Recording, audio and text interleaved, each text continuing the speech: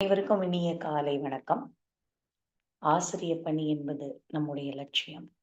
அது விரைவில் நம்மை அடைய போவது நிச்சயம் என்கின்ற தாரக மந்திரத்தோடு வாகை அகாடமி வாகை சூட அழைக்கிறது. யூடியூபில் இதை கண்டுகொண்டிருக்கக்கூடிய அனைத்து ஆசிரிய பெருமக்களும் இந்த நிகழ்வின் சிறப்பு எவ்வாறு இருந்தது என்பதை கண்டிப்பாக எங்களுக்கு கமெண்ட் பண்ணி காட்டுங்க. உங்க நண்பர்களுக்கும் பகிருங்க என்கின்ற வேண்டுகோளோடு கடந்த வாரம் முழுக்க நம்ம என்ன பார்த்துருக்கோம்? கிட்டத்தட்ட ஒரு 15 நாட்கள் நம்ம இந்த வகுப்புகளை கொண்டு போயிட்டுருக்கோம். கடந்த வாரங்கள்ல நடந்த வகுப்புகள்ல நம்ம என்ன பண்ணியிருக்கோம் அப்படின்னா, காப்பியங்கள் முழுக்க சிலப்பதிகாரம், மணிமேகலை, சீவக சிந்தாமணி இந்த காப்பியங்கள் முழுக்க வரிவிடாமல் காப்பிய கதையை நம்ம பார்த்துட்டோம். அது இல்லாம அந்த காப்பியத்தில் குறிப்பிடப்பட்டுள்ள திறனாய்வு செய்திகள் என்னென்ன இவற்றையெல்லாம் நம்ம பார்த்துக்கிட்டு வந்துகிட்டே இருக்கோம்.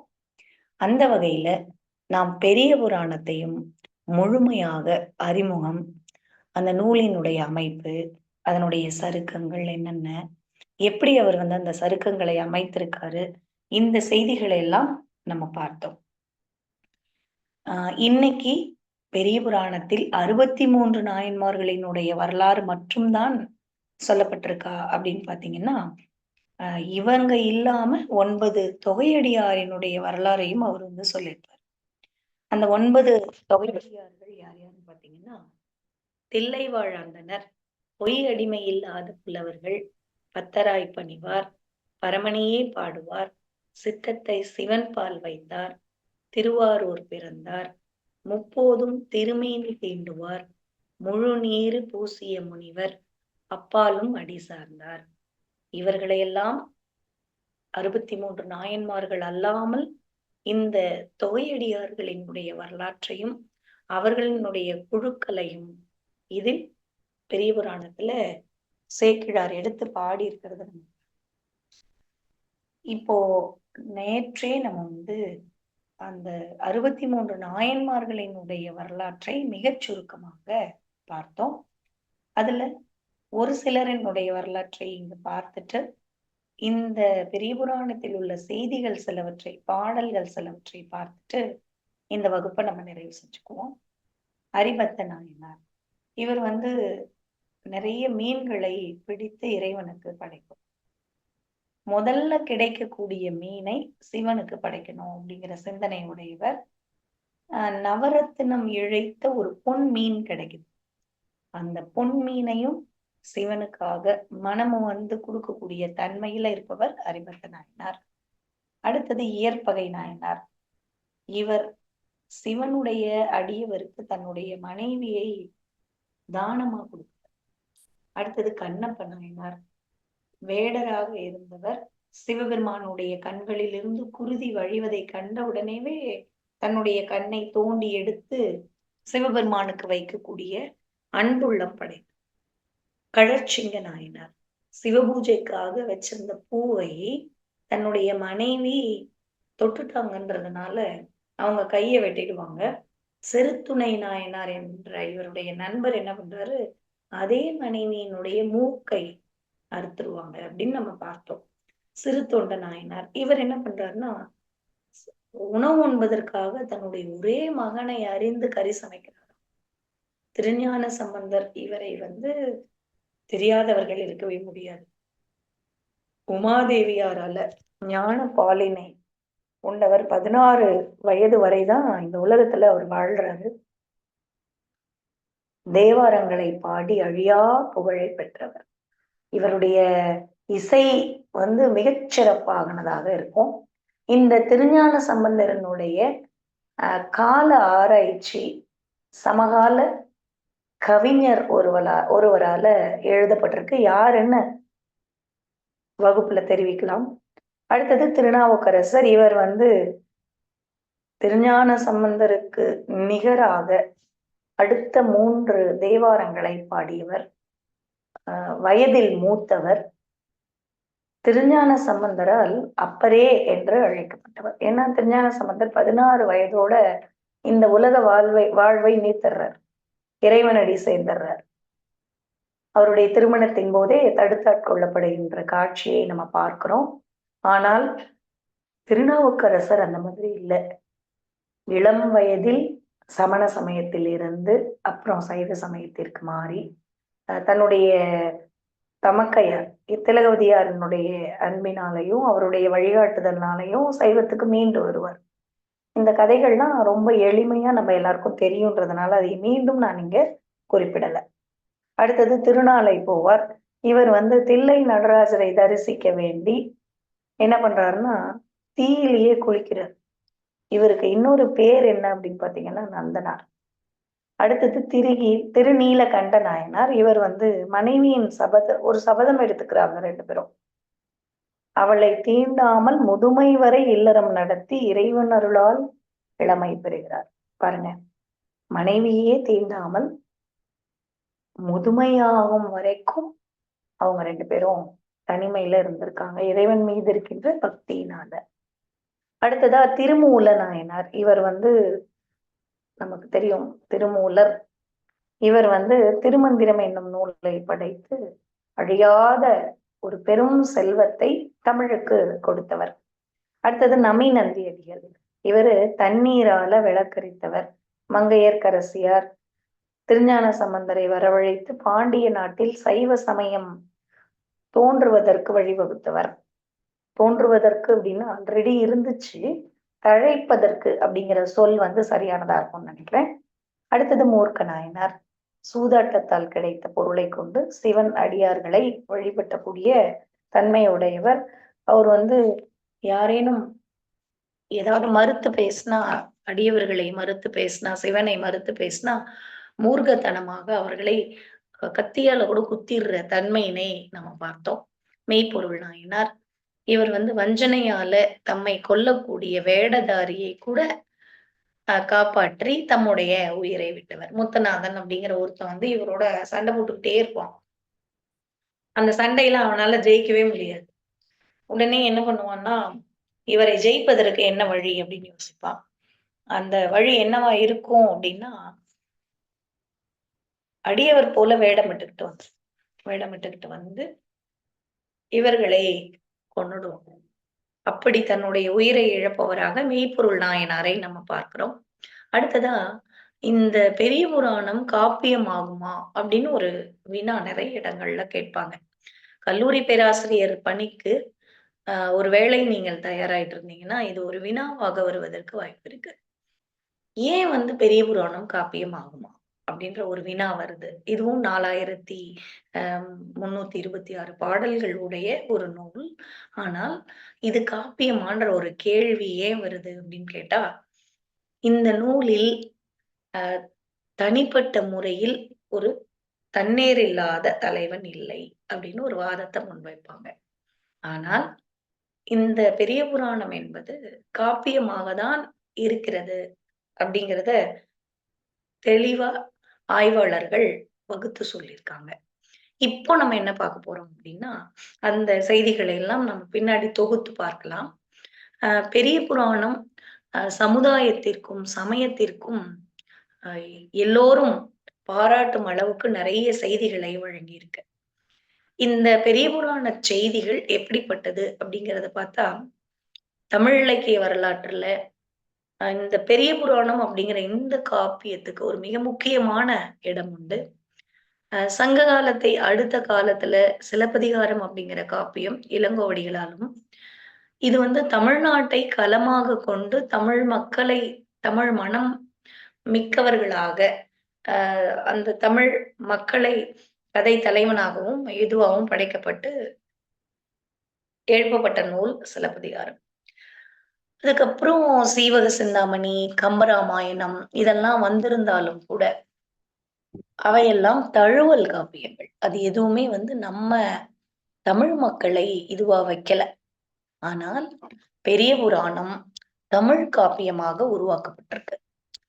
இந்த சிலப்பதிகாரமும் பெரிய புராணமும் காப்பிய இலக்கணங்களுக்கே ஒரு புதிய மரபை ஏற்படுத்திய ஒரு பெருமைக்கு உரியன அப்படின்னு சொல்லலாம். இப்போ அடியவர்கள் இருக்காங்கன்னு வச்சுக்கோங்களேன், 63 அடியவர்கள். இப்ப இவருக்கு அந்த திருத்தொண்ட தொகை, திருத்தொண்டர் அந்தாதி இந்த 2 நூல்கள், அது இல்லாம வேறு எந்தெந்த நூல்கள் வந்து இவர் இந்த காப்பியத்தை தோற்றுவிப்பதற்கு காரணமாக இருந்தது அப்படிங்கிறத நம்ம பார்த்தோம். இப்ப அடியவர்கள் குறித்த இந்த பெருமையினை மிக விரிவாக பாட வேண்டும் அப்படின்னு இவருக்கு சேக்கிழாருக்கு தோன்றி, மன்னனுடைய அறிவுறுத்தல் கூடுதலாக அவனுடைய துணையோடு இவர் என்ன பண்றாரு, அந்த அடியவர்களுடைய வாழ்க்கை வரலாற்றை முழுவதுமாக காட்சிப்படுத்துறார். பல்லவர் காலம் முதல் 400 அல்லது 500 ஆண்டுகள் துண்டு துண்டாக கொஞ்சம் கொஞ்சமா மக்கள் வாயிலையும், மக்கள் அவங்கள பத்தி பேசி பேசி இருக்கிற அனைத்தையும் ஒருங்கிணைத்து இந்த பெரிய புராணம் இயற்றப்பட்டிருக்கு. இது 12ஆம் நூற்றாண்டில் இயற்றப்பட்டிருக்கு அப்படிங்கிறது நம்ம ஆய்வாளர்கள் அனைவரும் ஏற்றுக்கொண்ட ஒரு முடிவு அப்படின்னு நம்ம சொல்லலாம்.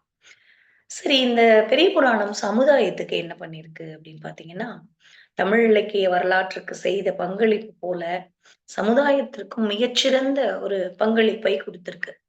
என்னன்னா, வாழ்ந்து மறைந்த மனிதர்களை இன்னைக்கு நீங்க வந்து தமிழகத்தினுடைய எந்த சிவன் கோயிலுக்கு போனீங்கனாலும் 63 நாயன்மார்களை தரிசிக்காமல் நம்மால் வரவே முடியாது. அந்த மனிதர்களை கோயில்ல போய் உட்கார வைத்த பெருமை பெரிய புராணத்துக்கு உண்டு. அதே மாதிரி சாதியால் பிளவுபட்டு கிடந்த இந்த சமுதாயத்தை நந்தனார் திருநாளை போவார் அப்படின்னு நம்ம ஒரு நந்தனார் சரித்திரத்தை நம்ம பார்த்தோம். இந்த நந்தனாரை குறித்து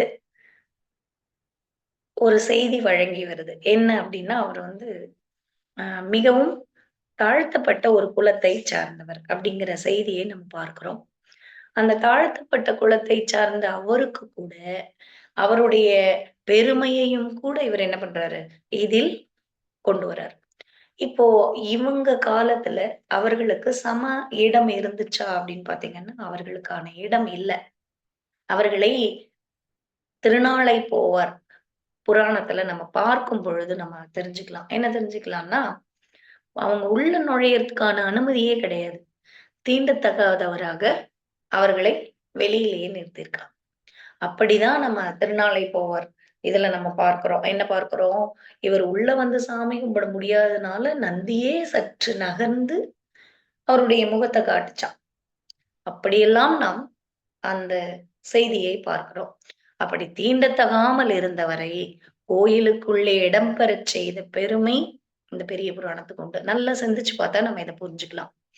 இன்னைக்கு 63 நாயன்மார்களினுடைய வழிபாடு, அவர்களுடைய தேவார திருவாசகங்கள், அதற்கு பின்னால் வரக்கூடிய 12 திருமுறைகள், இவை எல்லாத்துக்கும் யார் காரணம் அப்படின்னு பாத்தீங்கன்னா, இந்த பெரிய புராணம் அவர்களுடைய வழிபாட்டுக்கு இன்னும் இன்னும் பலம் சேர்த்தது. அதாவது பெரிய புராணம் இருந்ததுனாலதான் அவங்க எல்லாம் கும்பிட்டாங்கன்றது இல்ல. பெரிய புராணம் வந்து அந்த வழிபாட்டிற்கு பலம் சேர்த்தது அப்படின்னு நம்ம பார்க்கிறோம். அப்போ இந்த பெரிய புராணத்தில் சாதிய வேறுபாடு அப்படிங்கிறதே இல்ல. எந்த இடத்துலயும் வந்து அவர் வந்து இது பண்ணவே இல்ல. யாரையும் இவங்க எழுந்த சாதியினர், இவங்க இந்த மாதிரி அப்படிங்கிற அந்த சிந்தனையே அவர்களுக்கு இல்லை அப்படின்னு நம்ம பெரிய புராணத்தினுடைய வரலாற்றை உற்று நோக்கும்போது நம்ம தெரிஞ்சுக்கிறோம். அதே மாதிரி உம் பசுமாட்டினை உறுத்தி தின்னக்கூடிய புலையரே ஆனாலும் அவரையும் இறைவராக எண்ணி வணங்கக்கூடிய ஒரு அதிசய செயலை செய்தது இந்த பெரிய புராணம். இப்ப இதுல யார் யாரெல்லாம் கீழ்மட்டத்தில் இருந்தாங்கன்னு ஒரு சின்ன இதை பார்த்துருவோம். வேடர், புலையர், வண்ணார், குயவர் இவர்களெல்லாம் உயர்ந்த சாதியினருக்கு இணையாக மதிப்பை வழங்கக்கூடிய தன்மையில் பெரிய புராணம் இருந்திருக்கிறது. அப்படி பார்க்கும் பொழுது சமுதாயத்தில் அனைவரையும் சமநிலையில் வைத்து பார்க்கக்கூடிய ஒரு தன்மையினை இதுல நம்ம பார்க்கிறோம். சரி, இந்த பெரிய புராணம் என்னென்ன மாதிரியான தன்மையினை உடையது அப்படிங்கிறத ஒரு ஓவர் வியூ ஜஸ்ட் ஒரு ஒரு வரிகள்ல பார்த்துட்டு நம்ம அடுத்தது கம்பராமாயணத்துக்குள்ள போலாம். இலக்கிய நோக்குல பெரிய புராணம் எப்படிப்பட்ட தன்மை உடையது? புதுமை, பெருமை, பொதுமை, பொருண்மை இந்த 4ம் உடையது. இந்த இலக்கிய கலை அப்படிங்கிற நூல்ல இத வந்து விளக்கமா சொல்லியிருப்பாங்க. அந்த விளக்கத்திற்கு இது சான்றாக அமையக்கூடியது. அடுத்தது புதுமை. புதுமை எப்படி இதுல இருக்கு அப்படின்னு பார்த்தீங்கன்னா, பாடு பொருளும் உணர்த்தும் முறையும் இதுல புதுமையா இருக்கு. பொதுமை, பொருண்மை, பெருமை. பொதுமை அப்படின்னு பார்த்தீங்கன்னா, எல்லாத்தையும் சமமாக சித்தரிக்குது. அ எல்லா அடியவர்களுக்கும் உரிய முக்கியத்துவம் கொடுத்து சமமா சித்தரிக்குது. இது இந்த இலக்கியத்தினுடைய பெருமை. அடியவர்களுடைய வாழ்க்கை இந்த உலகத்தினுடைய அத்தனை பேத்துக்கும் ஒரு பாடமா இருந்துட்டு இருக்கு. அது இதனுடைய பெருமை. இதனுடைய பொருண்மை சிறப்புடையதாக இந்த பெருமையினால மாறுது அப்படின்னு நம்ம நினைச்சுக்கலாம். அடுத்தது இந்த மூன்றிலும் சிறந்து விளங்குறதுனால இது உலக பொதுமை பண்பு உடையதாக சிறப்படையுது. உலக பொதுமை பண்பு அப்படின்னும் போது நம்ம எப்படி அதை வர்ணிக்கிறோம் அப்படின்னா, உலக மக்கள் எல்லோரும் ஏற்றுக்கொள்ளக்கூடிய மிகச்சிறந்த கருத்தை சொன்னால் அது உலக பொதுமை. யாதும் ஊரே யாவரும் கேளீர். இது உலக பொதுமை. ஏன் உலக பொதுமை? இந்த உலகத்தில் உள்ளோரெல்லாம் நம்முடைய உறவினர்கள் அப்படின்னு சொல்வது உலக பொதுமையாக நம்ம கருதுறோம். சரி. அதுக்கு அடுத்தது இதுல இருக்கக்கூடிய பாடல்கள் 1, 2 பார்த்துட்டு நம்ம அடுத்த செய்திக்கு நுழைஞ்சிடலாம். பரந்த விளை வயல் செய்ய பங்கயமாம் பொங்கு ஏரியில் வரம்பில் வளர் தேமாவின் கனி கிழந்து மது நறு நெய் நிரந்தரம் நீள் இலைக்கடையால் ஒழுகுதலால் நெடிது அவ்வூர் மரங்களும் ஆ குதி வேட்கும் தகை என மணந்து உள்ளதாம் அப்படின்னு இவர் பாடுறார். என்ன பாடுறார் அப்படின்னா, இந்த பாடல்ல ஒரு அருமையான கற்பனை வளத்தை அவர் எடுத்து காட்டுறார். என்னன்னா, ஒரு அகன்ற பெரிய வயல் இருக்கு. அந்த வயல்ல செந்தாமரை மலர் மலர்ந்து இருக்கு. அது தூரத்துல இருந்து பாக்குறவங்களுக்கு ஒரு தீ எரியிற மாதிரி இருக்காம். பக்கத்துல ஒரு மரம் உயர்ந்து இருக்கு. மாமரம் இருக்கு. அந்த மரத்துல கனிகள் எல்லாம் கனிந்து காணப்படுது. ரொம்ப அதிகமா கனிகள் இருந்ததுனால அந்த கனி எல்லாம் அப்படியே ரொம்ப கனிஞ்சு போய் கனிச்சாறு அப்படியே வழிதான். அப்படி இலையிலிருந்து வழியக்கூடிய அந்த சாறு தாமரை மலர் மேல சிதறுதான். இந்த காட்சியை பார்க்கும் பொழுது அந்தணர்கள் வேள்வியில தீக்கு நெய் வைப்பாங்கல்ல, அந்த மாதிரி தோணுது. யாருக்கு? சேக்கிழாருக்கு. இதனையே புலவர் மரங்களே வேள்வி செய்யும் பக்தி மிக்க ஊர் என்று அவர் வர்ணிக்கிறார். கற்பனை எவ்வளவு அழகா பண்ணியிருக்காரு பாருங்க. ஒரு காட்சி, வயல் பூரா தாமரை மலர் இருக்கு. பக்கத்துல மரம். அந்த மரத்துல நிறைய கனிகள் கனிந்து அந்த மாமரத்தினுடைய சாறு கீழே இறங்குறத அந்தணர்கள் செய்யக்கூடிய வேள்விக்கு ஒப்பாக சேக்கிழார் பாடியுள்ளது நல்ல கற்பனை. அடுத்தது வஞ்சமாக்கள்தம் வல் வினையும் அரண் அஞ்செழுத்தும் உணரா அறிவிலார் நெஞ்சம் என இருண்டது நீண்டவான். பாருங்க, ஞாயிறு மறைது, இருள் வருது. இவருக்கு இது எப்படி தோணுது தெரியுமா? இது இயல்பா இருக்கிற ஒரு விஷயம். அதை இவர் எப்படி சொல்றாரு பாருங்க. இயற்கையான நிகழ்வு. இந்த நிகழ்வை வஞ்சனையுடைய தீயவர்களின் தீவினை எது? அந்த இருட்டு. இந்த சிவபெருமானினுடைய ஐந்தெழுத்தை ஓதாதவர்கள் அறிவற்றவர்கள். அவர்களுடைய மனம் எப்படி இருக்கும்? இருண்மையா தானே இருக்கும். அப்படி ஒரு இருள் போல இங்க நெஜத்துல இருள் சூழுது. அப்போ தீயவர்களின் மனதிற்கு இருள் பொதுமை பண்பா அவர் குறிப்பிடுறாரு. அடுத்தது இன்னொரு கற்பனை. இந்த கற்பனை எல்லாம் நம்ம இப்படி சொல்லும் பொழுது எதுக்கு நம்ம இப்ப இங்க இதெல்லாம் விரிவா பார்க்கிறோம் அப்படின்னா, இந்த பாடல் வரிகள்லாம் பல்வேறு பல்கலைக்கழகங்கள்ல எடுத்துக்காட்டப்பட்டது. இந்த பல்கலைக்கழகத்தில் எடுத்துக்காட்டப்பட்டுள்ள பாடல் வரிகள் எல்லாம் முக்கியமானவையாக நம்ம கருதணும். அப்படி முக்கியமான பாடல் வரிகளை நம்ம இங்க எடுத்து படிக்கும் பொழுது, ஒருவேளை நம்மோட பிஜிடிஆர்பிலயோ அல்லது கல்லூரி பேராசிரியர் தேர்விலையோ நம்ம இந்த பாடல்கள் வரிகள் கொடுத்து இது இடம்பெற்றுள்ள நூல் எது அப்படின்னு கேட்பாங்க. இல்லைன்னா இன்னும் ஒரு சில பாடல்கள்ல பாடல் வரிகளை கொடுத்து அதனுடைய பொருள் இதுதானா அப்படிங்கிற வினாவை எழுப்புவாங்க.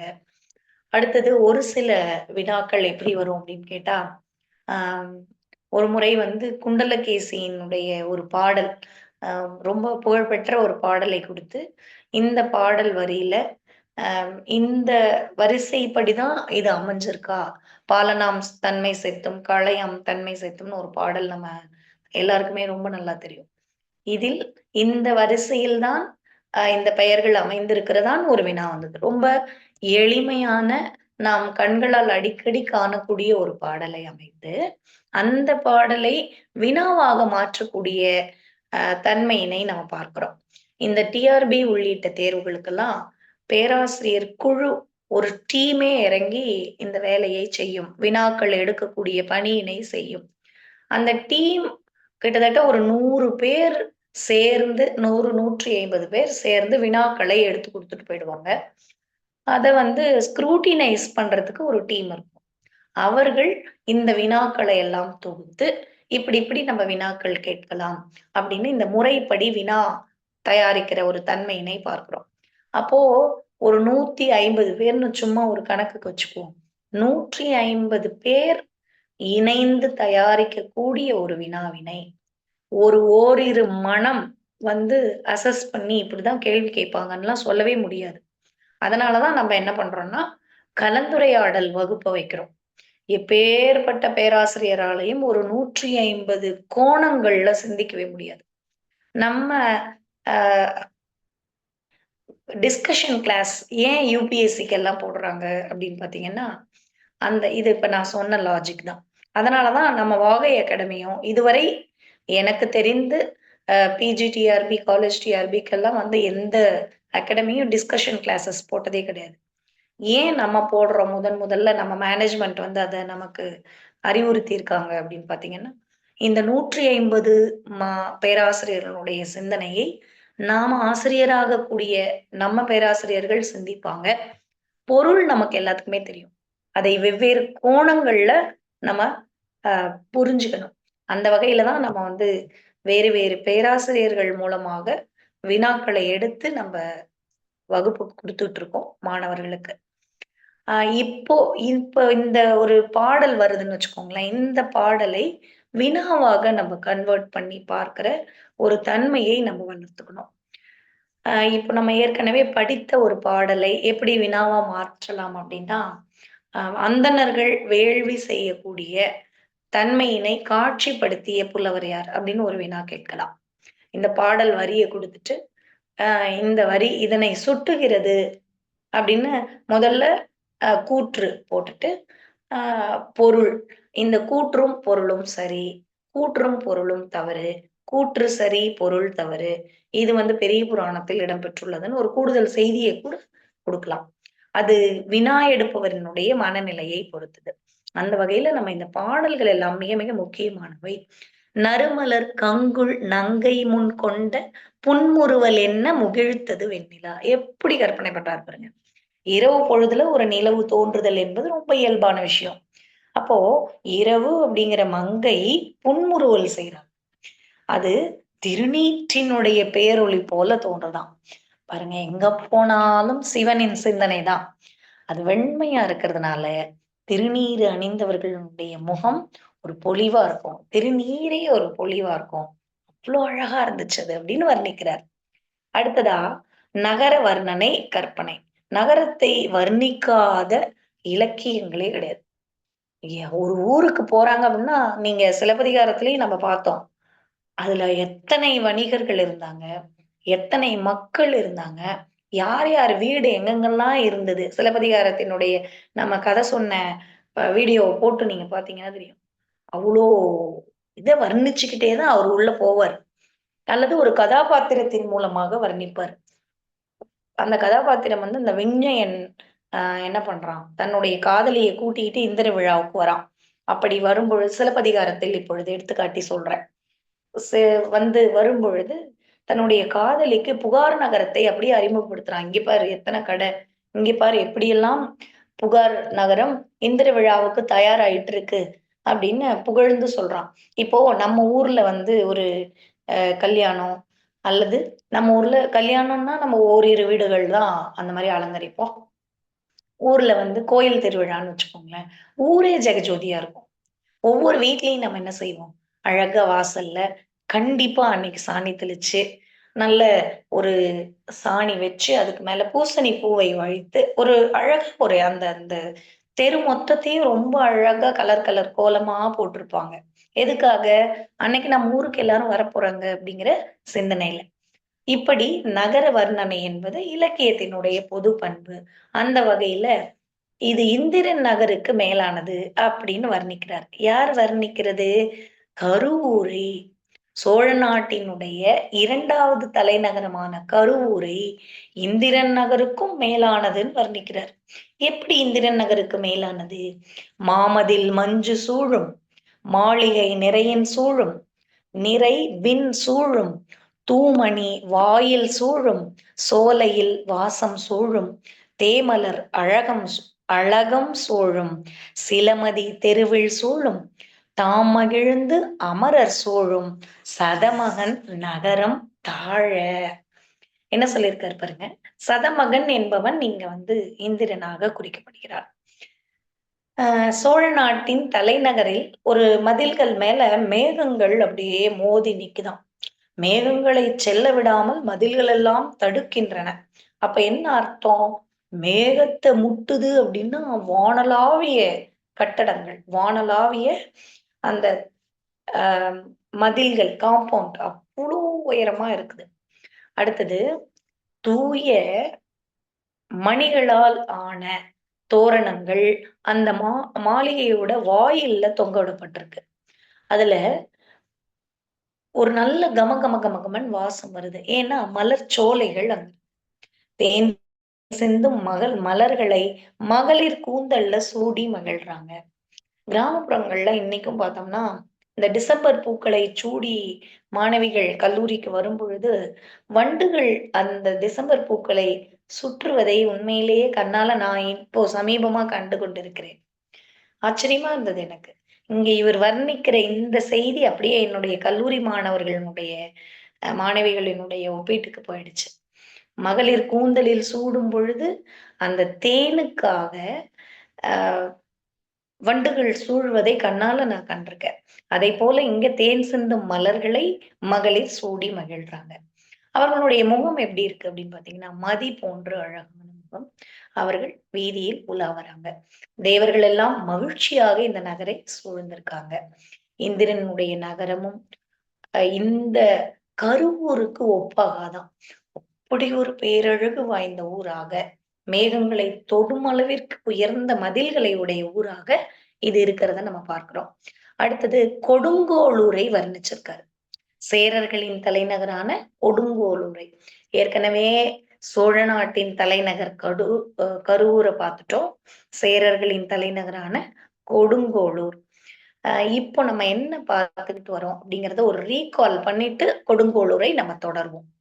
முதல்ல எடுத்த உடனே நம்ம என்ன பார்த்தோம்னா 9 அடியவர்கள் குறித்து நம்ம பார்த்தோம். இந்த 63 நாயன்மார்கள் அல்லாமல் இந்த தொகையடியார்கள் அப்படின்னு ஒரு 9 டீம், ஒரு குழுக்களை நம்ம பார்த்தோம். அதுக்கப்புறம் இந்த அடியவர்கள்ல மிக முக்கியமானவர்களாக அறியப்படுகின்றவர்களை எடுத்து காமிச்சோம்.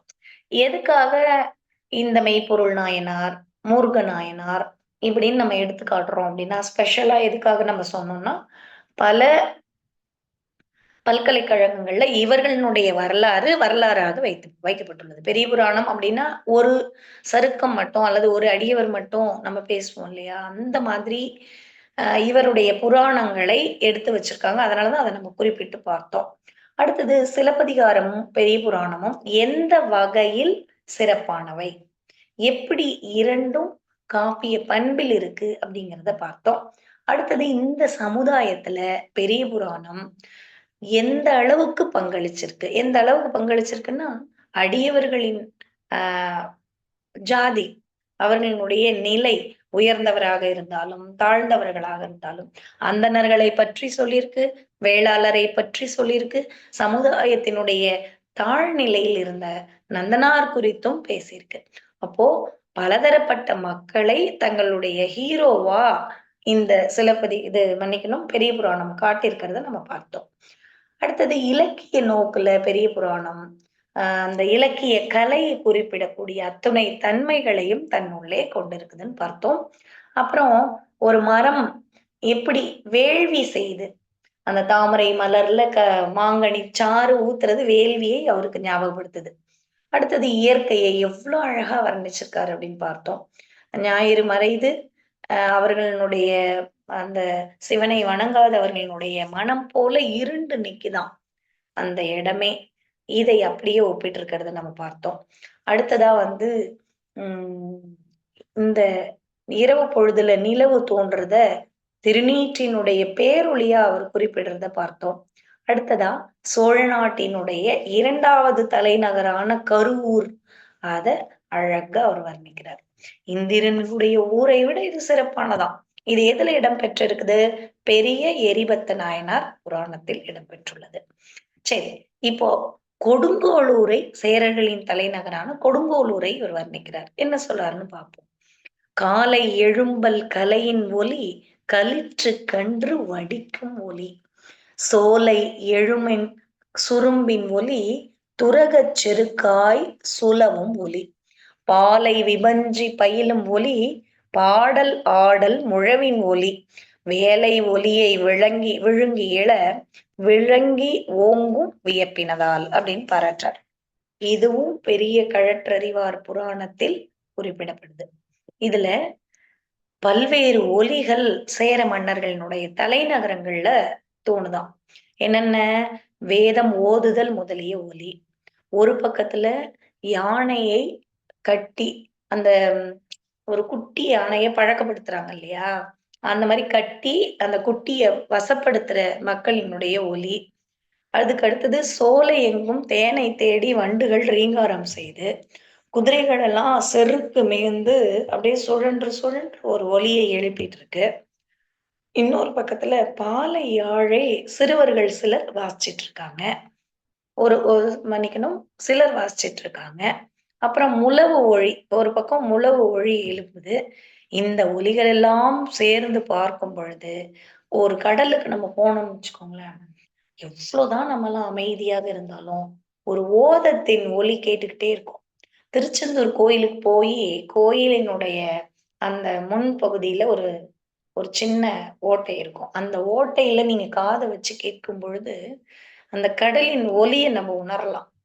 அந்த மாதிரி கடலில் ஏற்படக்கூடிய ஒலியை போல இங்க எல்லா ஒலிகளும் இருக்காம். இதை அப்படியே நம்ம ஒப்பீட்டுக்கு கொண்டு போவோம். இதே மாதிரி ஒலியை எது வர்ணனை செய்து அப்படின்னு பாத்தீங்கன்னா சங்க இலக்கியத்துல மலைபடுகடாம் அப்படி சொல்லுவோம். அங்க என்னென்ன ஒலிகள் எழுந்தது அப்படிங்கிறத நம்ம தெளிவாக மலைபடுகடாம் படிக்கும் பொழுது நம்ம காட்சிப்படுத்தி பார்க்கலாம். எவ்வளோ ஒரு அழகான செய்தி பாருங்க. சோழ நாட்டினுடைய தலைநகர் கருவூர், சேர நாட்டினுடைய தலைநகர் கொடும்பாளூர். அது இந்திரனுடைய நகரத்தை மிஞ்சியதாக கருவூர் இருக்கு. இது வந்து கடலொலியை மிஞ்சியதான பல ஒலிகளை உடையதாக இருக்குது. இன்னும் சரியா சொல்லணும்னு மலைபடுகடாமில் கூட அந்த யானையை கட்டி அந்த பாகர்கள் பழக்குவாங்க யானை குட்டியை. அதுதான் இப்ப இந்த யானை பற்றிய செய்தி வரும்பொழுது ஒரு சின்ன செய்தியை சொல்லிட்டு அப்படியே நாம அடுத்த செய்திக்கு போயிடலாம். ஒரு யானையை பாத்தீங்கன்னா தன்னுடைய குட்டியாக இருக்கும் பொழுதே அந்த யானையை வந்து கூட்டிட்டு வந்துருவாங்க பழக்கிறதுக்கு. கூட்டிட்டு வந்துட்டு என்ன பண்ணுவாங்கன்னா முதல்ல யானையை வந்து சங்கிலியில கட்டுவாங்க. அப்ப அந்த யானை குட்டி வந்து தன்னுடைய முழு பலத்தையும் பிரயோகிக்கும். அந்த முழு பலத்தையும் பிரயோகிச்சா கூட யானையால கிளம்ப முடியாது. ஏன்னா சங்கிலியால கட்டப்பட்டிருக்கு. கொஞ்ச நாள் ஆக ஆக ஆக ஆக இந்த யானைக்குட்டி என்ன செய்யும்னா இழுத்து இழுத்து இழுத்து இழுத்து பார்ப்போம். அதனால வெளியில போகவே முடியாது. ஒரு குறிப்பிட்ட நாள் ஆகுது. யானை குட்டி ஒரு முடிவுக்கு வந்துரும். என்ன முடிவுக்கு வந்துரும் அப்படின்னா, இந்த இடத்துல இருந்து நம்மளால வெளியேறவே முடியாது அப்படின்னு அதனுடைய சிற்றறிவுக்கு எட்டிடும். அதனால இந்த யானைக்குட்டி என்ன பண்ணும், மெதுமெதுவாக இழுத்து தப்பிக்க பாக்குறத விட்டுடும். இது இல்லாம பாகன் என்ன செய்வான்னா மிரட்டல் மூலமாகவும் சின்ன சின்ன அடி கொடுப்பதன் மூலமாகவும் தன்னுடைய ஒழுங்குக்கு அதை கொண்டு வரும். யானை பாகனுடைய கையில பெரிய குச்சி வச்சு முதல்ல மிரட்டி வச்சிருப்பான். அதுக்கப்புறம் ஒரு குட்டியா ஒரு குச்சி. நீங்க வந்து நம்ம விளக்க மாற்று குச்சி, சீமாங்குச்சின்னு சொல்லுவோம்ல. மெல்லிசா ஒரு குச்சி. அந்த குச்சிய கையில வச்சிருந்தா கூட, யானை பயப்படுற ஒரு நிலைமைக்கு வந்துரும். இப்ப கால்ல வந்து சங்கிலி கட்டியிருக்காங்களா, அந்த சங்கிலியினுடைய எத எடுத்துட்டு, அப்புறம் ஒரு கயிறு கட்டுவாங்க. அப்புறமா யானைய வந்து ஒரு நூல்ல நீங்க கட்டி போட்டீங்கன்னா கூட, யானையினுடைய மனது என்னவாயிடும் அப்டின்னா, இங்கிருந்து நம்மளால தப்பிக்க முடியாது அப்டின்னு அது ஒரு முடிவுக்கு வந்துரும். அப்படிதான் யானையை பழக்குவார்கள். அந்த யானையினுடைய பழக்கம், அது எப்படி ஒரு முடிவுக்கு வருதோ, அந்த பழக்கத்துல தான் நாம்ப இருக்கோம். நம்மலாம் என்ன நெனச்சுக்கிறோம், நமக்கு நாளாயிடுச்சு, நமக்கு வயதாயிடுச்சு, நமக்கு வந்து பல்வேறு சூழல்கள், பல்வேறு பணிச்சுமைகள் நம்மள வந்து செயல்பட விடாம தடுக்குது. இந்த மாதிரி நமக்கு நாமே ஒரு கற்பனையை யானை எப்படி சங்கிலியிலிருந்து காப்பாத்திட்டு வெளியில வர முடியாம நெனைக்குதோ, அதைப்போல நாமளே என்ன பண்ணிக்கிறோம், நாம ஒரு சின்ன முடிவை எடுத்துர்றோம். நம்மளால இவ்வளவுதான் முடியும். நம்மளால இதுக்கு மேல ஒண்ணும் பண்ண முடியாது. நம்ம முயற்சி பண்ணி பார்த்துட்டோம். முயற்சியினுடைய எண்ட் வரைக்கும் நம்ம போணும். 90 வயது ஆனாலும் கூட, 100 வயது ஆனாலும் கூட, நினைவாற்றல் மிக்கவர்களாக வாழும் மனிதர்கள் நெறைய பேர். ஒரு மனிதனை இந்த இயற்கை படைக்கும் பொழுது, அப்படியே தான் எல்லா மனிதர்களையும் படைக்குது. ஒருத்தனுக்கு வந்து 10 கிலோ அ எடையுள்ள மூளையையும், மற்றவர்களுக்கு 300 கிராம் எடையுள்ள மூளையையும் குடுக்கல. எல்லாருக்கும் எல்லாம் சமம். அப்போ ஒரு 100 வயதில் இருப்பவரால் முடியக்கூடிய ஒரு செயல் நம்மால் ஏன் முடியாது? நம்முடைய வாழ்க்கையினுடைய தேவைக்கு நம்ம என்ன பண்ணிக்கணும்? நம்மை செதுக்கிக்கணும். இந்த யானையைப் போல நம்ம முடிவெடுக்காம, இன்னும் இன்னும் முயற்சி செய்யும் பொழுது, என்ன வேணாலும் நம்மளால சாதிக்க முடியும். நம்ம "மூளைக்குள் சுற்றுலா" அப்படிங்கிற ஒரு நூலை நம்முடைய முன்னாள் தலைமைச் செயலாளர் இறையன்பு எழுதியிருக்காரு. அவர் என்ன சொல்றாரு அந்த நூல்ல அப்படின்னு பார்த்தீங்கன்னா, "ஒரு சூப்பர் கம்ப்யூட்டரை விட நம்ம மூளை வந்து சிறப்பானது." அப்படின்னு சொல்லியிருக்காரு. அப்போ ஒரு சூப்பர் கம்ப்யூட்டரையே உருவாக்குற மூளை நம்பளுது. அந்த மூளையில எந்தெந்த மாதிரியான பதிவுகளை வைக்கணும்னு நாம பயிற்சி குடுத்துட்டோம்னா, எப்பேர்ப்பட்ட செய்திகளையும் நம்ம ரெஜிஸ்டர் பண்ணிக்கலாம். அப்படிங்கிற சிந்தனையோட, இதுல சில சொல்லாட்சிகள் குறித்த செய்திகளை நம்ம தொகுத்துருக்கோம். அத மட்டும் பார்த்துட்டு நம்ம அடுத்த செய்திக்கு போவோம். "பேர்ப்பறவை பெண்மையினில் பெரும்பறவை விரும்பல்குல் ஆர்ப்பறவை அணிதிகழும் மணிமுறவல் முறுவல் அரும்பறவை சீர்ப்பறவை ஆயினாள் திருவுருவின் மென்சாயல் ஏர்ப்பறவை இடைப்பட்ட எண்ணாசை எழுபறவை." இப்ப தடுத்தாட்கொண்ட புராணத்துல பறவையார் குறித்து இந்த பாடலை எழுதுறார். பறவையார் வந்து சுந்தரரனுடைய அன்புக்குரியவள். கண்டு காதல் கொண்டு திருமணம் செய்து கொள்ளப்படுபவர். அப்படி பறவையாரை பார்த்தவுடன் சுந்தரர் வந்து அப்படியே பித்தராயி மாறிடுறார். காதல் மயக்கம் அவருக்கு ஏறிடுது. இந்த இந்த பெரிய புராணத்தினுடைய ஹீரோ யாருன்னா, சிவ சுந்தரர் தான். ஹீரோயின் யாருன்னு பார்த்தீங்கன்னா, சங்கிலி நாச்சியாரும், பறவை நாச்சியாரும். இப்ப எப்படி இந்த பாடல்ல அவரு இதுல குறிப்பிட்டிருக்காருன்னு பார்த்தீங்கன்னா, "அவள் பெயர் பறவை. தேவர்கள் விரும்பும் திலோத்தமை முதலிய அழகிகளெல்லாம் வாழ்த்தக்கூடிய தெய்வம் போன்றவள் அவள். அழகிய வரிசையான முல்லை அரும்புகளை ஒத்த பற்களை உடையவள். சிறந்த பறவை என்னும் கூந்தலை உடைய."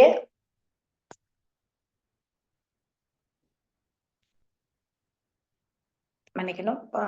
இந்த மாதிரி அவரு வந்து பாடிக்கிட்டே இருப்பாரு. பறவை, பறவை, பறவைன்னே ஆ வர்ற வரிகளை உடையதாக இந்த பாடல் இருக்கு. மென்மையான உருவச் சாயலும், அழகிய பரப்பில் அகப்பட்ட என்னுடைய ஆசை 7 கடல்கள் அளவுக்கு பெரியது. 7 பறவை அப்படின்னு சொன்னார் பாருங்க. இப்ப இந்த இடத்துல பறவைன்னு வரக்கூடிய பல்வேறு சொற்களை அப்படியே மீண்டும் மீண்டும் பறவை அப்படிங்கிற சொல் வேறு வேறு பொருள்களை தருவதாக அமைந்திருக்கிறது. இவர் பேர் பறவைன்றது ஃபர்ஸ்ட். பெரும் பறவை அப்படிங்கிறது பெரிய தேவர் கூட்டம். அடுத்தது ஆர் பறவை அப்படிங்கிறது வாழ்த்தக்கூடிய தெய்வம். பரவும் ஐ. பரவும் ஐ அப்படின்னா, நாமெல்லாம் தொழுது ஏத்தக்கூடிய தலைவன் அர்த்தம். தலைவன்னா ஐ. ஐக்கு இன்னொரு பொருளும் உண்டு. அழகுன்னு ஒரு பொருள்.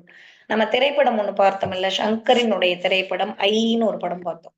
அழகுன்னு ஒரு பொருள் உண்டு. அடுத்தது அரும் பறவை.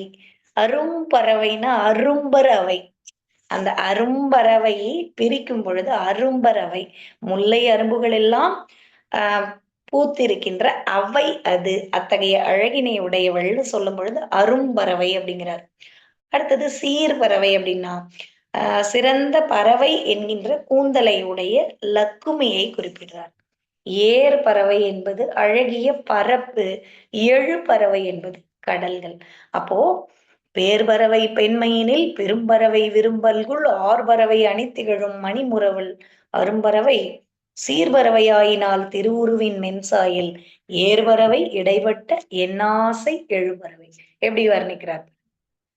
அடுத்தது அஹ் 1, 2 அப்படின்னு ஒரு பாடல் வர்ணிக்கிறார். ஒருமையினார், இறைவன் ஒருமையினார் எப்படிப்பட்டவர்? ஒருமை நேயத்தை உடையவர், 2 பிறப்பினை உடையவர், மும்மை தழலினை உடையவர், 4 வேதங்களை உடையவர், 5 புலன்களை உடையவர், 6 தொழில்களை உடையவர், 7 உலகங்களுக்கும் சிறந்தவர் அப்படின்னு வர்ணிக்கிறார். இந்த சிறப்பான சொல் விளையாட்டை தன்னுடைய பாடல்ல குறிப்பிட்டிருக்காரு. வேகமாக அந்த பாடலை வாசிச்சிடலாம் நம்ம. செம்மை வெண்ணீற்று ஒருமையினார், 2 பிறப்பின் சிறப்பினார், மும்மை தழலோம்பிய நெறியார், 4 வேதம் முறை பயின்றார், தம்மை 5 புலம்பினும் செல்லும் தக்கையார், மன்னிக்கணும் தகையார், அறுதொழிலின் மெய்மை ஒழுக்கம் ஏல் உலகும் போற்றும் மறையோர் விளங்குவது. சண்டேஸ்வர நாயனார் புராணத்துல சண்டேஸ்வரரினுடைய தன்மையினையும் சிறப்பினையும் இவ்வாறு அவர் எடுத்துக்காட்டார். அணிநலன்கள் பற்றிய செய்திகளை நம்ம கொடுத்துருக்கோம். அதை நான் சிறப்பாக உங்களுக்கு கல்லூரி பேராசிரியர் நண்பர்களுக்கு அனுப்பி வைக்கிறேன். அதுல இருக்கிற அணிநலன்கள் உங்களுக்கு பயன்படுவதாக இருக்கும். இப்போ நம்ம பெரிய புராணத்தை ஒரு முழுமையான பார்வையில முடிச்சிட்டோம். பெரிய புராணத்தினுடைய கதைகள் அத்தனையும் பார்த்துட்டோம். அதில் உள்ள திறனாய்வு கருத்துக்களை வகுப்புல நான் போன வகுப்புலயே உங்களுக்கு முழுமையாக எடுத்து சொல்லிட்டேன். இந்த பெரிய புராணத்தை கதை வடிவுல யார் கொண்டு போனது, இந்த பெரிய புராணம் எத்தனை பாடல்களை உடையது, இது எல்லா திறனாய்வு கருத்துக்களையும் நம்ம பேசிட்டோம். இப்ப அப்படியே நம்ம எங்க நகர்றோம் அப்படின்னு பாத்தீங்கன்னா, கவி சக்கரவர்த்தி கம்பர் குறித்த அறிமுகத்தை இன்னைக்கு பார்த்துட்டு நான் ஒரு நூல் ஒண்ணு வாங்கி வச்சிருக்கேன். அந்த நூல் கம்பராமாயண சுருக்கம்னு ஒரு நூல். நம்ம தமிழ் இலக்கியம் படிக்கிற நாம இப்போ ஒரு கதையை முழுமையாக தெரிந்து கொண்டோம் அப்படின்னா எந்த மாதிரியான வினாக்கள் வந்தாலும் நம்மளால அணுக முடியும். அது குறித்த திறனாய்வு கருத்துக்களையும் நம்ம இணையத்தை பார்க்கறதுனால எப்படிப்பட்ட வினாக்கள் எந்த வகையில் வந்தாலும் நம்ம அணுக முடியும்ன்ற நம்பிக்கை நமக்கு கிடைக்கும். இப்போ இனி வரும் நாட்கள்ல நம்ம என்ன பண்ணலாம், பழைய பிஜிடிஆர்பி வினா வங்கி ஒண்ணு தயார் பண்ணி அந்த வினாக்களுக்கான விடையை இதே மாதிரி ஒரு மாலை வகுப்புல நம்ம டிஸ்கஸ் பண்ணுவோம். சரி, கவி சக்கரவர்த்தி கம்பர். கவி சக்கரவர்த்தி கம்பர் தெரியாதவர்களே கிடையாது. இவர் தமிழில் ஒரு மாபெரும் இலக்கியத்தை இயற்றிய ஒரு தன்மை உடையவர். இன்னைக்கு கம்பன் கழகம்னு நீங்க எங்க போனீங்கன்னாலும் இருக்கும். சென்னையில இருக்குது, மதுரையில இருக்குது. அவங்கவுங்க ஊரினுடைய பெயரை போட்டு கம்பன் கழகத்தை வச்சிருக்காங்க. ஏன் இத்தனை கம்பன் கழகங்கள்? அவருடைய பாடல் அப்படி இருக்குது. கம்பர் என்றொரு மானுடன் வாழ்ந்ததும் அப்படின்னு பாரதியார் தன்னுடைய சுயசரிதையில குறிப்பிடுறார். இந்த செய்தியை குறிச்சு வச்சுக்கோங்க மனசுல. கம்பன் என்றொரு மானுடன் வாழ்ந்ததும். இன்னொன்னு அதே கம்பரை இன்னொரு இடத்துலயும் புகழ்ந்திருப்பார். கல்வி சிறந்த புகழ் கம்பர் பிறந்த தமிழ்நாடு, கல்வி சிறந்த புகழ் கம்பர் பிறந்த தமிழ்நாடுன்னு வாழ்த்துறார். அடுத்தது, அம்புவியில் மக்கள் அமுதம் அருந்த வைத்த கம்பன் கவியே கவி அப்படின்னு கவிமணி தேசிய விநாயகம் பிள்ளை பாராட்டுறார். அடுத்தது, தமிழ் மொழிக்கு தவ சிறப்பு தந்தது அப்படின்னு நாமக்கல் கவிஞர் ஒரு பாடலை சொல்றாரு. என்ன சொல்றாரு? தமிழ் மொழி தனக்கு ஒரு தவச்சிறப்பை தந்தது கம்பன் கவிச்சிறப்பே அப்படின்னு புகழ்ந்து சொல்றாரு. அடுத்தது, கம்பன் வீட்டு கட்டுத்தறியும் கவி பாடும் அப்படின்னு பழம் தொடர்கள் கம்பரின் சிறப்பை வெளிப்படுத்தும். இப்ப நம்ம வந்து கம்பரின் சிறப்பை யாரெல்லாம் பாராட்டுறாங்கன்னு பார்த்தோம். முதல்ல பாரதியார். அவர் என்ன பண்றாரு, 2 இடங்கள்ல அவருடைய பாடலை நம்ம பார்க்கிறோம். சுயசரிதையில சொல்றார். கம்பன் என்றொரு மானுடன் வாழ்ந்ததும். எவ்ளோ ஒரு கம்பீரம் பாருங்க. அவன் ஒரு மானுடன் பலாண்டு காலம், இன்னும் 1000 இல்ல, இன்னும் எத்தனை வருடங்கள் தமிழ் வாழ்கிறதோ, அத்தனை வருடங்கள் திருக்குறளும், கம்பரும், இன்னும் பல சிலப்பதிகாரம் உள்ளிட்ட இலக்கியங்களும் வாழ்ந்து கொண்டே இருக்கும். அந்த செல்வகேசவ முதலியார் தான் சொல்லுவார். என்ன சொல்லுவார்ன்னா, தமிழுக்கு கதி அப்படின்னு சொல்லுவார். அந்த கதி அப்படிங்கிற சொல் வந்து கம்ப ராமாயணத்தையும், திருக்குறளையும் குறிக்கும். இப்ப இவங்க எல்லாரும் பாராட்டுறதுக்கு என்ன அடிப்படைன்னா, அவ்ளோ பாடல் நயம், அவ்ளோ அருமையான பாடல்களை தனக்குள்ளே கொண்டது இந்த கம்பராமாயணம். இதுல பாருங்க, முதல்ல பாரதியார் 2 வகைகள்ல அத பாராட்டுறார். ஒன்று தன்னுடைய சுயசரிதையில் குறிப்பிடுவதையும், இன்னொன்று தன்னுடைய பாடலில் கம்பர் சிறந்த தமிழ்நாடு அப்படிங்கிறத பாடலிலேயும் சொல்லியிருக்கிறத நம்ம பார்க்கிறோம். கவிமணி தேசிய விநாயகம் பிள்ளை என்ன பாராட்டுறாரு? அம்புவியில் அமிழ்தம் அருந்த வைத்த கம்பர். நம்மள எல்லாம் இரவாத இதுக்கு நம்மலாம் சாகக்கூடாது அப்படின்னா, சாகா மருந்து அமிழ்தம், மூவா மருந்து அமிழ்தம். நம்மளுக்கு மூப்பே வராது. அப்படியே இளமையாவே இருப்போம். அமிழ்தத்தை உண்டால். அந்த செய்தியை இவர் குறிப்பிடுறார். அந்த அமிழ்து போல சிறப்பா இருக்காம். எது? கம்பனுடைய காவியம். அடுத்து நாமக்கல் கவிஞர் பாடுறாரு. என்ன பாடுறாரு? தமிழ் மொழி தனக்கு ஒரு தவச் சிறப்பு. தவம் பத்தி பேசுறாரு நாமக்கல் கவிஞர். நம்ம மனசுல வச்சுக்கணும். அமிழ்தம் அப்படின்னா கவிமணி தேசிய விநாயகம் பிள்ளை. தவம் போல சிறப்பு அப்படின்னா நாமக்கல் கவிஞர். அதை நம்ம மனசுல வச்சுக்கிறோம். அதே மாதிரி சுயசரிதையில் ஒரு செய்தியையும், பாடலில் ஒரு புகழையும் குறிப்பிட்டிருப்பது பாரதியாரினுடைய ஸ்டைல். சரி.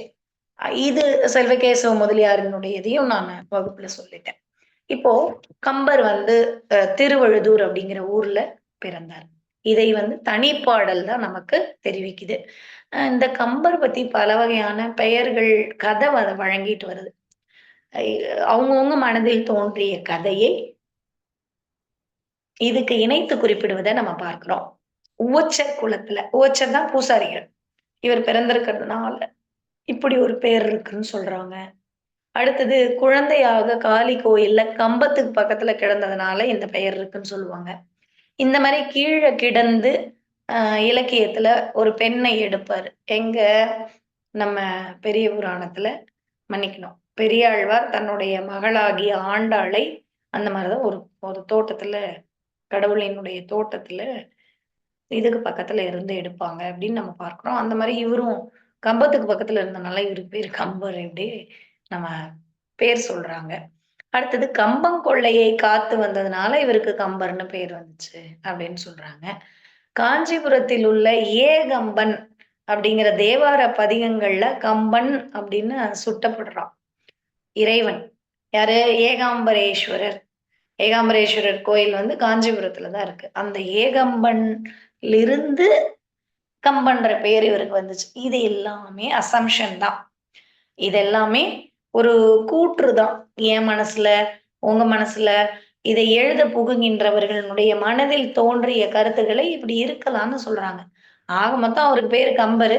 அவர் பிறந்தது திருவழுதூர். அவர் வந்து உவச்சர் குலம். உவச்சர் குலம்னா பூசாரி குலத்தை சார்ந்தவர்ன்னு மட்டும் நம்ம புரிஞ்சுகிட்டு இந்த பகுதியை விட்டு வெளியில வரோம். ஏற்கனவே நான் இந்த செய்தியை குறிப்பிட்டிருக்கேன். மீண்டும் நினைவூட்டுறேன். என்னன்னா, இந்த மாதிரி விவாதத்திற்குரிய செய்திகள் எதுவுமே வினாக்கள்ல வரவே வராது. ஒரு வினாவை பேராசிரியர்கள் எடுக்கும் பொழுது அதற்கான ஒரு ஸ்ட்ராங் எவிடன்ஸ், அதற்கான மிகச்சரியான தரவுகளோட தான் அந்த வினாக்களை எடுப்பாங்க. உறுதியாக, அறுதியாக முடிவு செய்யப்பட்ட விஷயங்கள் மட்டும்தான் நம்ம தேர்வுல எதிர்பார்க்கலாமே தவிர, இந்த அசம்ப்ஷன்ஸ் எல்லாம் வந்து தேர்வுகள்ல நம்ம எதிர்பார்க்க மாட்டோம். அதனால இத ஜஸ்ட் தெரிஞ்சுக்கிட்டு நம்ம கடந்து போயிரும். சரி. கம்பருடைய காலம் 3 வகையா சொல்றாங்க. 9, 10, 12. எப்படி?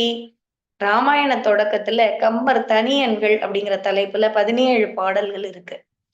இந்த பாடல்ல எண்ணிய சகாப்தம் 800 ஏழின் மேல் அப்படின்னு ஒரு தொடர் வருது. அந்த தொடர் ராமாயணம் எழுதப்பட்ட காலத்தை குறிப்பா உணர்த்துது. இதை ஆதாரமாக கொண்டு இவருடைய காலம் 885ன்னு சொல்லுவாங்க. ஆனால் இந்த தனி எண்கள் காலத்தினால் இடைச்செருகலாக 16ஆம் நூற்றாண்டுல சேர்த்திருக்கலாம் அப்படின்னு வையாபுரி பிள்ளை சொல்றார். அதே போல ஆவின் கொடை சகரர் அப்படின்னு ஒரு பாடல். இதை ஆதாரமாக கொண்டு 978 அப்படின்னு சொல்றாங்க. இந்த காலம் முதலாம் ராஜராஜ சோழனுக்கு முன்னால் இருந்த உத்தம சோழன் காலம். இந்த உத்தம சோழன் முதலாம் ராஜராஜ சோழனினுடைய சித்தப்பா. இது தமிழக வரலாறும் பண்பாடும் வரும்பொழுது இந்த உத்தம சோழனுக்கும் ராஜராஜ சோழனுடைய பெருமையையும் அந்த தருணத்துல நான் உங்களுக்கு கண்டிப்பா விளக்கி சொல்லணும். ராஜராஜ சோழன் இலக்கிய பரப்பில் ஒரு மிக முக்கிய இடத்துல இருக்கான். அதுக்கு காரணம் அவனுடைய தனி திறமைகள் மட்டும் இல்லை, அவனுடைய பண்பு. படிக்கும் பொழுது எனக்கு பேராச்சரியமா இருந்தது. அவருடைய பண்பு, அந்த விட்டு கொடுக்கிற பண்பு, தலைமையை அனைவருக்கும் பகிர்கின்ற பண்பு இந்த ராஜராஜ சோழனுக்கு உண்டு. அதை நம்ம அந்த பகுதியில பார்க்கலாம். அந்த உத்தம சோழனுடைய காலத்தில் இது இருக்கலாம் அப்படின்னு சொல்றாங்க. ஆனால் சில பேர் அதை மறுக்கிறாங்க. அந்த உத்தம சோழனுடைய காலம் 978, ஏற்கனவே 885ன்னு நம்ம பார்த்தோம். இங்க என்ன பார்க்கிறோம், 978 பார்க்கிறோம். 16ஆம் நூற்றாண்டுக்கு பின்னால் தான் இதெல்லாம் தனியன்களை எழுதியிருக்காங்கன்னு கண்டறிந்து கூறியவர் வையாபுரி பிள்ளை. இது தரவு உண்மையான தரவு, இத மனசுல வச்சுக்கலாம். அடுத்தது கம்பருடைய காலம் 3ஆம் குலோத்துங்கன் வாழ்ந்த காலம் அப்படின்னு நிறைய அறிஞர்கள் சொல்றாங்க. 12ஆம் நூற்றாண்டை சார்ந்தவர் அப்படின்னு சொல்றாங்க. 1376ல ஒரு கன்னட கல்வெட்டு பொறிக்கப்பட்டிருக்கு. இந்த கல்வெட்டு தோன்றிய காலத்திற்கு முன்னால் கம்பராமாயணம் கன்னட நாட்டில் வழங்கப்பட்டு வந்திருக்கு. 1325க்கு முன்பே கம்பராமாயணம் தோன்றி இருக்க வேண்டும் என ராஜமாணிக்கனார் கருதுகிறார். இதை நம்ம முக்கியமான தரவா எடுத்துக்கலாம். கம்பராமாயணம் தோன்றிய வருடம் 1325, 27, 28, 20 அப்படின்னு 4 விடைகளை தந்து ராசமாணிக்கனாரின் கூற்று என்ன அப்படின்னு ஒரு வினா எழுப்பலாம். ரொம்ப முக்கியம். எப்பவுமே அறிஞர்கள் தனிப்பட்ட முறையில பெயர் போட்டு கூற்றுகள் வந்துச்சுன்னா மனசுல அதை பதிவு வச்சுக்கணும். 1325. இப்ப நம்ம 3 வகையான வருடங்களை பார்த்திருக்கோம். 885 ஒண்ணு, ஆவின் கொடை சகரர் அப்படிங்கிற பாடலின் மூலமாக 978 ஒண்ணு. இது உத்தம சோழன் காலம். உத்தம சோழன் ராஜராஜ சோழனுக்கு முன்னால் ஆட்சி செய்தவன். அடுத்தது 1325. இத நம்ம என்னன்னு பாக்குறோம், ராஜமாணிக்கனார் இந்த வருடத்தை குறிப்பிடுறாருன்னு நம்ம பார்க்கிறோம். சரி, கம்பர் சீவக சிந்தாமணிக்கு பின்னால் இந்த காவியத்தை எழுதினார். எல்லாத்துக்கும் இது தெரியும். அதுல முதல் காப்பியம் விருத்தப்பாவில் அமைந்த முதல் சிறப்பெற்ற காப்பியம் சீவக சிந்தாமணி. அந்த சீவக சிந்தாமணிக்கு அப்புறம்தான் விருத்தப்பாவில உச்சத்தை தொட்டவர் கம்பர்னு சொல்லுவாங்க. ஒரு செவிவழி கதையுமே உண்டு. என்ன கதைன்னா, சீவக சிந்தாமணியிலிருந்து ஓர் அகப்பை முகந்து கொண்டேன் அப்படின்னு கம்பர் சொல்றாராம். அப்பனா என்ன அர்த்தம், அந்த இத ஃபாலோ பண்ணி இவர் பாடுறாருன்னு அர்த்தம். அதை பின்பற்றி பாடுதலை நம்ம இப்படி எல்லாம் பேசுவோம். அப்போ சீவக சிந்தாமணிக்கு பின்னாடி கம்பராமாயணம் தோன்றி இருக்கிறது. கம்பர் சோழ மன்னனோடு மாறுபட்டு ஆந்திர நாட்டுல சில காலம் தங்கி இருப்பார். இப்ப இந்த பாடல்லாம் நம்ம பார்ப்போம். அவர் அப்படி தங்கி இருக்கிற நாடுக்கு பேரு ஓரங்கள். அந்த நாட்டினுடைய அரசன் பிரதாபத்திரன் பருத்திரன். இவனுடைய காலம் 1162, 1197. இந்த காலகட்டத்துல பேரரசனாக இருந்தவன் 3ஆம் குலோத்துங்கன். இவருடைய காலம் 12ஆம் நூற்றாண்டு. 1178 1208 வரை இந்த 3ஆம் குலோத்துங்கன் வாழ்ந்திருக்கிறான். இவனுடைய காலம் 12ஆம் நூற்றாண்டு. இதுவே கம்பரின் பிறப்பு. அந்த பிற்பகுதி தான் இவனுடைய காலம், கம்பரனுடைய காலம் அப்படின்னு நம்ம ஒரு முடிவுக்கு வரலாம். இப்ப கம்பர் இயற்றிய நூல்கள் அப்படின்னு பாத்தீங்கன்னா, வடமொழியில வான்மீகி எழுதிய ராமாயணத்தை கம்பர் வந்து ராமகாதை அப்படின்னு பெயரிட்டு நூலா எழுதுறார். இந்த தலைச்சிறந்த நூலாக, மிகப்பெரிய நூலாக, அதான் நம்ம எடுத்த உடனே பேசிட்டோமே, தமிழகம் முழுக்க கம்பன் கழகங்கள் இருக்கு. அப்படி ஒரு பெயரை தாங்கி நிற்கக்கூடிய நூலாக இது சிறப்பு. இது இல்லாம வேற என்னெல்லாம் இவர் எழுதியிருக்கார்? ஏர் 70 திருக்கை வழக்கம். இந்த ஏர் 70 திருக்கை வழக்கம் இது நம்ம நிறைய படிச்சுக்கிட்டே இருப்போம். இது எந்த பொருண்மையில் அமைந்ததுன்னு நம்ம சிந்திச்சிருக்கவே மாட்டோம். ஏர் 70 அப்படின்னு வந்துட்டாலே உழவு தொழில், உழவரை பாராட்டி எழுதிய நூலாக இந்த ஏர் 70ம் திருக்கை வழக்கமும் இருக்கு. கலைமகளின் அருளை போற்றி எழுதியதாக சரஸ்வதி அந்தாதியை நம்ம பார்க்கிறோம். நம்மாழ்வார் 12 ஆழ்வார்களில் ஒருவர். அவர் மீது கொண்ட ஈடுபாட்டின் காரணமாக சடகோபர் அந்தாதியை நம்ம பார்க்கிறோம்.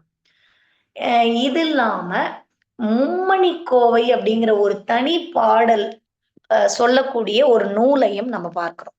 இப்ப இதுவரையிலும் நம்ம வந்து ஏர் 70 திருக்கை வழக்கம், சரஸ்வதி அந்தாதி, சடகோபர் அந்தாதி, அப்புறம் மும்மணி கோவை இதெல்லாம் எக்ஸ்ட்ராவா கூடுதலாக கம்பர் எழுதிய நூல்னு நம்ம படிச்சிருப்போம்.